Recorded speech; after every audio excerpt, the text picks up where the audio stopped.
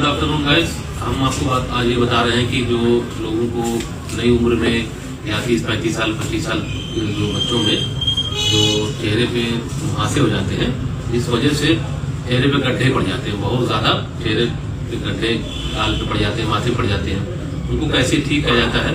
वो बड़ी मेहनत से ठीक होता है, क्योंकि वो दवा से ठीक होता नहीं है। उसके लिए PRP करना पड़ता है। तो PRP करने से 50%, 60% या किसी का 80% गड्ढा उसका गायब हो जाता है, चेहरा थोड़ा सा क्लीन स्मार्ट हो जाता है। वो कैसे किया जाता है PRP, वो हम आपको यहाँ जो वीडियो हमारे पेशेंट का होने वाला है उसमें आपको दिखाएंगे।